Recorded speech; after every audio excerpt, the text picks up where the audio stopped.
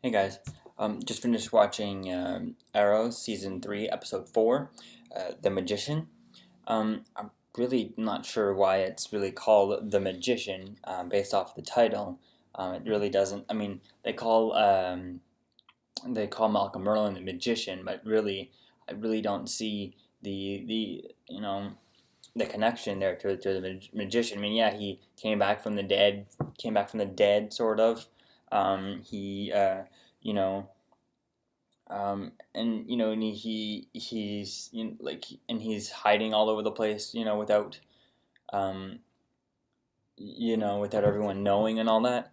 But other than that, really, I don't see really the connection to the magician part. But other than that, oh well. But um in this episode, definitely was pretty good. I guess off the bat, I give this one I give it an 8 out of 10. It was pretty interesting. It was pretty. I think this was the 50th episode of the full of Marrow completely. I think something like that. The I was hoping that Felicity would be in this episode. I know she was just in last week's Arrow, last week's Flash, and he kind of this week's Flash, just yesterday's Flash.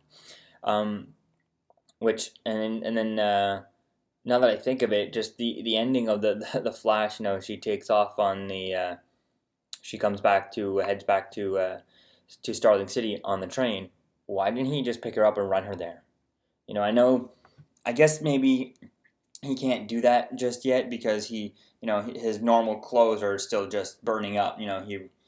Like yesterday's episode, he ran a bit. And his shoes were on fire. But I don't see how he can't. Eventually he has to start figuring out, I wish they would have figured out a way so that he could have just, zipped her over there. Just give her a piggyback that basically just carry her over there. I think that would have been quite interesting I mean, it would have been cool to have it, and then he could have just, the end of the episode would have just been, you know, she's walking out and he picks her up just as she's about to get onto the train. He's like, here, and he zips her over there. And then in this episode, it really just all like yesterday's episode would have ended with him just taking off with her, carrying her, and then the other episode would have ended with him just boom, and just dropping her down. Bye. So literally would have been just that, just drop, boom, and she would have been there for the whole episode. But other than that, it was other than that. It was pretty okay. It was pretty good this episode. The beginning when it opens up, and they go and they find, that guy who they thought, and then turns out to be Malcolm Merlin. It seemed kind of weird. You had Roy in a costume, you had Oliver in a costume, Roy in a costume, and Nisa in a costume, and then just Diggle with a leather jacket on, and a handgun. Like it. I mean, obviously, handgun versus bow and arrow, probably handgun a lot more accurate and faster. But it just seemed very like, they're all covering their identity. I mean, Lisa didn't have her mouth, her face cover, on. All she had was the hood over. But the whole idea of being, not being recognized and whatnot, and he's just out there, all open, not like being completely recognized. I don't know. I know that the whole idea of not giving him a costume, him not being a superhero, is because he now has a family, he has a wife and a daughter and all that. So he has that, he has stuff to lose. Whereas Oliver, his mother's dead, his father's dead, his sister's just coming back. So there's not really, there's no. I still want that, something to give a reason why he doesn't have a costume.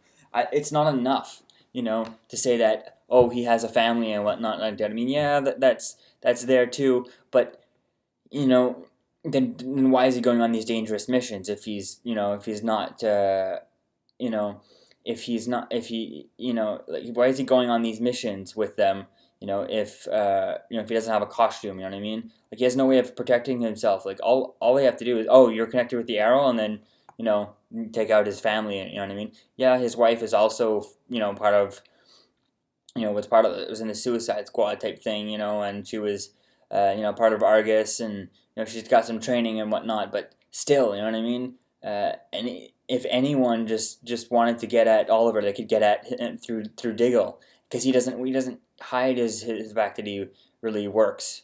His wife knows that he works for Oliver, for the Arrow. I think I'm pretty sure she even knows that Oliver's the Arrow.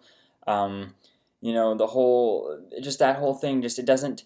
To me, I want it to just, it doesn't. It just doesn't make sense. That how Oliver has a mask on and is hiding his thing is hiding. With the costume, and Roy is, and Nisa was somewhat. But he just was just out there, a normal person, just what I mean, nothing at all. And I know it's just because they're all characters from the comics, and he's not. But still, it doesn't make sense as a story on its own. For someone who's not watching this, probably sees that as just like, well, why does he not have a costume? The hoods. I mean, the hoods. I know it's been there for now. The hoods are interesting, but I just think that the hoods are kind of they mustn't see anything with those hoods. And the painting of the eyes things. I mean, it's. I know that we've been like Christian Bale got away with that with Batman and all that, but now I just think that we should start moving over that. I think that hopefully maybe in this season episode 8 episode where we have the Flash versus Arrow. Hopefully maybe Star Labs can build them um, some sort of where the glasses are all technology glasses, not just masks. Have put used to it. You know what I mean? Have like goggles I mean, just wear goggles like Captain Cold did just last week and just yesterday in in Flash. Just goggles, and you don't have to paint your face. I think it would look a lot better. I think that maybe, I mean, they show they show all of their face here, so anyone who sees him, unless they will unless they write and they know Oliver, then he won't show his face too much. But anyone who doesn't know who's Oliver, who will see him, will know that, automatically he has white skin. So why even paint your eyes? That part that doesn't make sense to me, because you can see all the white here. And if he doesn't want you to see what he looks like, then he hides from the shadows, like before everyone knew. And when he talks to Lance, Captain Lance, he's in the shadows. He turns away from him. You just see the side. Barely sees the side of him. I think that if they could have some sort of technology thing where he could have, I mean, the whole part where I was talking to Felicity when she's here, back at in the Arrow Cave. I think it's very it's very interesting. Like, it's very like he could have some sort of tech goggles that could tell him and help him see stuff. And he could even have the tech goggles see through the hood, making the hood useful to cover his face, but with these goggles he could somehow make it so that he can see right through his hood, and so his field of vision seems like it would be blocked, with like blinders and whatnot, but they could have it so that he could see right through it. It's a special technology, especially now that they could have it somehow. From like, Star Labs can make it. Felicity now could secretly somehow do it. Via via Queen's Consolidated. Which I think that would be very difficult to do. But for Star Labs, it'd be easy for them to just do it. There'd be no one be looking into it. Whereas if Felicity did, especially with the last thing we saw of Ray Palmer, which he wasn't in this episode, him looking at the blueprints last week and seeing what she was looking into, I think it would be very difficult for her to keep that a secret. But, if, if, like, if, but if Star Labs did it, it would be very, very plausible, and I think it would be doable without having to hide it. But I think it would be definitely interesting to have something, be almost like a Google Glass, goggles, that would be able to see right through. You can do a total new material for the hood so that these goggles could see right through, or even have like miniature cameras or something on, so that he could see right through the hood with these special goggles. I think that way it would make it much more believable and useful with for Oliver and Roy. And then I think it would be very that way their opponent would think that they have the advantage on them by sneaking up with them via their blind spots because of the hood, but they would be able to surprise them and just say, and be able to see everything. I mean, obviously already they get away with that and whatnot, but that's just the way I would think that it would be doable. Having some sort of high tech goggles, that could see right through their hood. So yeah, maybe I think that would be an interesting idea. But for this episode, like I said, having Diggle in this, it was at the beginning was pretty weird. Like it just didn't seem like everyone's in costume but him. You know what I mean?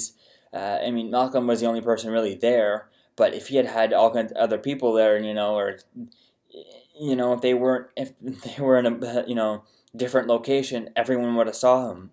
So I just think that the idea of that is very like just he's. I just think he shouldn't be if you're not going to give him a costume and hide his identity and all that, then don't have him so close to the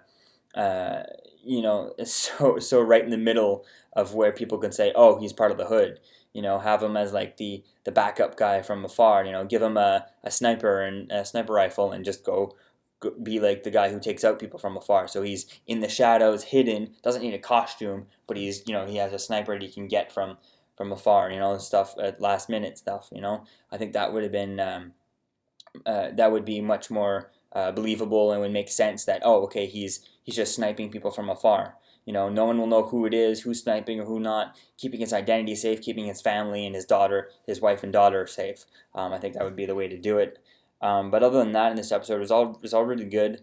It was too bad not to see any of Ted Grant at least at the end. Just when Laurel was punching the punching bag there, would have been nice just to see Ted Grant have Ted Grant there holding the punching bag, and then as Nyssa walks up, he just steps away and walks out of frame. So he's just there for half a second, basically. So I think that would have been interesting, but whatever. It's nice to see that she's it's interesting to see her training. Would have liked to have seen. I guess this was a very Nyssa focused and Ra's al Ghul focused, or at least Nyssa focused episode. And I know they showed us his Ra's al Ghul's face, because obviously we know who it is, we know what he looks like, but at least if you follow my channel, you probably did the video on it a while back, but I just think that like they're showing us the guy, but I just want to hurry up and see him involved with Oliver, him fighting Oliver, and I know I guess they're not going to show us that to the last episode of this season. But I just so excited to see that fight, just Ra's al Ghul versus Arrow. But I feel like this season is going to be a lot of the League of Assassins now versus Oliver and Roy. So, yeah, that's just my thoughts. Other than that, I think it was pretty good. The whole Roy and Thea stuff, was like they come back, she comes back and, and all of a sudden she's no longer mad at him for being with Roy, for being with the Arrow and all that. She went and worked with Malcolm to get over all that stuff, which makes sense. But it doesn't make sense, why all of a sudden they're just not, they're just not, they don't like each other. Now they're just platonic. To me it just doesn't make sense because there's no. She didn't want him to fight because she had feelings for him. She didn't want him to be risking his life and working with the Arrow because she has feelings for him. Doesn't want him to get hurt, get himself killed or anything. Excuse me, anything like that. So I just don't see how this whole thing, how they can go platonic, like that. I just think that it would have been better to just have it, instead of having Roy, not wanting to hook up with Roy, and just be around her for safety, I just think it would have been better to just play that like he wants to get back to her. He's missed her, he hasn't seen her in like 9 months or whatnot, so like he wants to see her, he wants to be with her, so I think that it would have been better to have him, wanting a relationship back, but her, saying no, but him just accepting, okay, and then ending with the same kind of ending, but just leading that Roy still wants a relationship instead of both of them not wanting a relationship. I think that idea doesn't make sense to me. Doesn't make sense because she left because she didn't want him she couldn't handle the him risking his life like that all the time, and that stress of never knowing if he's gonna, him always coming back with bruises and all that stuff, like that one time in season 1 where he came back with an arrow through his leg. He's risking his life every time, and she doesn't like that. That's why she left at the end of season 2. So having him, but he still really wanted, he just really wanted to help to do the good thing and do both. So he still loves her and she still loves him, but we didn't get that in this episode. And so I think if even though she still loves him, but she can't handle the fact that that he's working with the arrow. And so, but I think if they had that part where he was still in love with her, but she was still in love with him, but couldn't handle that, him being with the arrow, then then they just still working together, but just platonic. I think that way would have been a little bit more just leading on that Royce, they still have feelings for each other, because in this episode they didn't really feel like they had feelings at all. They feel like almost brother and sister. I mean, like just really good friends. There was none of that relationship that was so strong in the season 2. Yeah, so maybe we'll probably see more of that as time goes on, as she starts realizing, oh, he can handle himself. He's not that much in danger with with the arrow and all that. But I'm hoping to have a little bit more of that relationship there. But other than that, it was pretty interesting. And yeah, Ra's al Ghul, he looked pretty cool. I mean, you look basically, if you just look at the guy, and you look at that, if you haven't seen this episode and you haven't seen what Ra's al Ghul looks like, he just looks like the actor in the costume that we've got teased, just last summer, the trailer for this whole season, so he looks pretty good.